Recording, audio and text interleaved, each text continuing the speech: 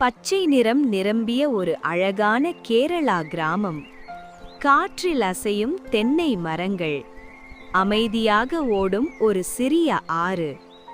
அந்த கிராமம் முழுவதும் அமைதியும் அழகும் நிரம்பியிருந்தது. அந்த கிராமத்தில் ஒரு சுறுசுறுப்பான 11 வயது சிறுவன் வாழ்ந்து வந்தான்.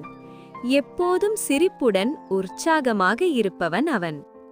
அதே கிராமத்தில் ஒரு மென்மையான மனம் கொண்ட 13 வயது சிறுமியும் இருந்தாள். அவள் எப்போதும் இயற்கையை ரசித்து மகிழ்வாள். ஒரு நாள் அவர்கள் இருவரும் சந்தித்தார்கள். அந்த சந்திப்பு ஒரு அழகான நட்பின் தொடக்கமானது.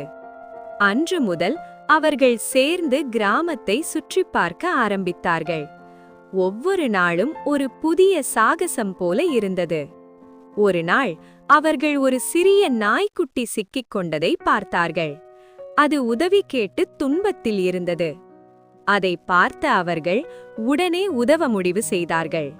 அவர்களின் அன்பும் துணிவும் அந்த நாய்க்குட்டியை காப்பாற்றியது.